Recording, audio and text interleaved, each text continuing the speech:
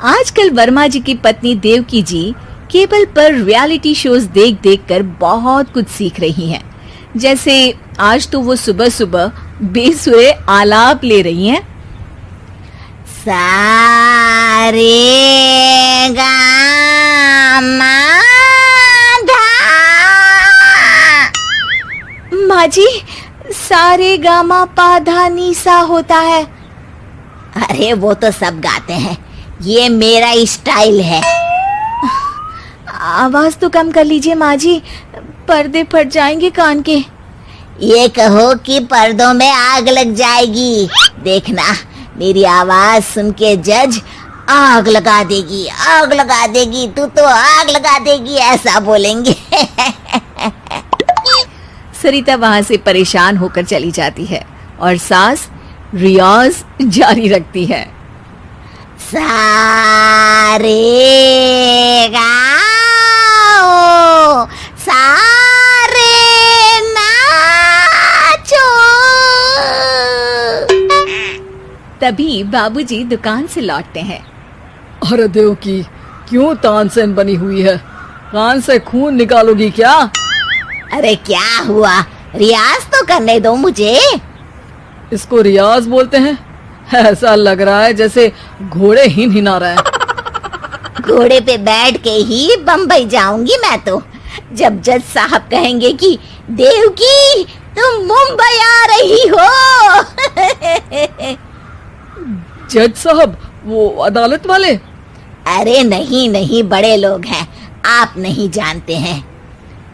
ओ मैं तो छोड़ चली अपना ये देश, बम्बई मुझे प्यारा लगे।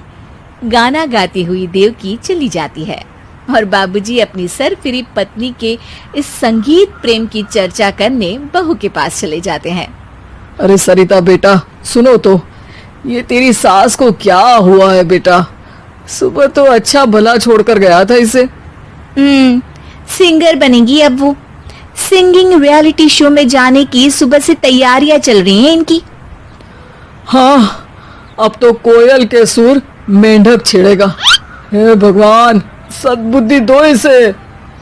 इधर बाबूजी भगवान को कहते हैं और उधर राधा रानी प्रकट हो जाती है, देवकी की मोहल्ले की सबसे पक्की दोस्त। क्यों री देवकी, काहे इतना गला फाड़ रही है? कोई चीखने चिल्लाने का कंपटीशन है क्या? अरे ये देख, नया सिंगिंग शो, मैं भी गाऊंगी, हिंदुस्तान के दिलों की धड़कन बनूंगी। अरे इतना बेसुरा गा के दिलों की धड़कन नहीं, दिलों का अटैक बन जाएगी। इससे तो अच्छा है कि नाच ही ले। वैसे भी दिन भर मोहल्ले में नाचती तो रहती है तू, कभी इसके घर कभी उसके घर। देवकी को समझ में आ जाता है कि उसका गाना किसी को पसंद नहीं आ रहा। अगले दिन सरिता देखती है कि सास पैरों में घुंघरू बांध के नाच रही है।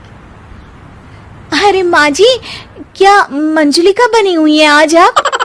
अरे नाचने दे बहू, जब तक है जान जाने जहां मैं नाचूंगी। अरे माँ जी, अभी जान निकल जाएगी, इतनी जोर से नाचेंगी तो। अरे अरे क्या कर रही हो? अरे दिख नहीं रहा, डांस कर रही हूँ। अरे जैसी तुम्हारी हरकत है, तुमको तो नागिन डांस करना चाहिए। वो भी करूंगी, भांगड़ा भी करूंगी, देखना जज मुझे देख के स्टैंडिंग ओवेशन देंगे।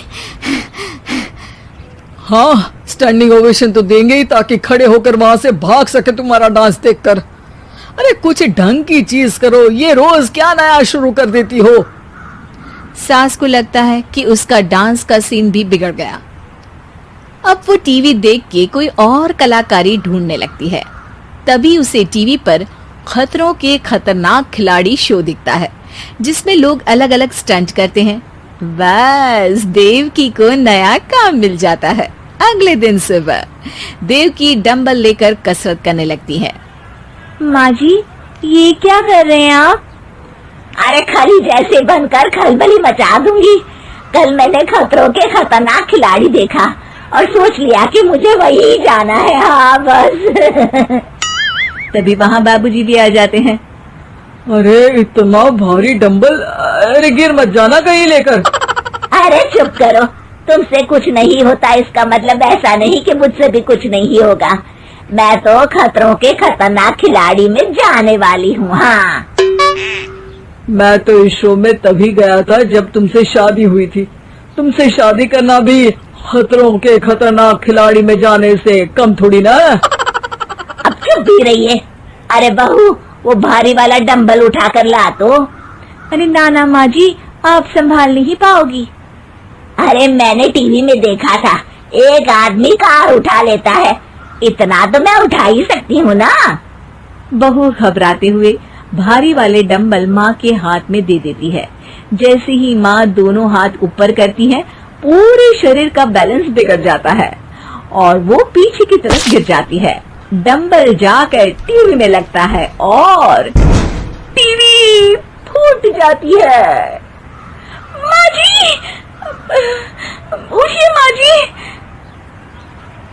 बाबूजी बहुत तेज हंसने लगते हैं। बाबा बाबा, टीवी और बीवी दो टेंशन थे मेरे, आज एक कम हो ही गया। बहू भी सास को उठाते उठाते इस बात पर ताली बजाकर हंसने लगती है और देवकी फिर से गिर जाती है। और इस बार देवकी भी अपनी बेवकूफी पे हंसी रोक नहीं पाती।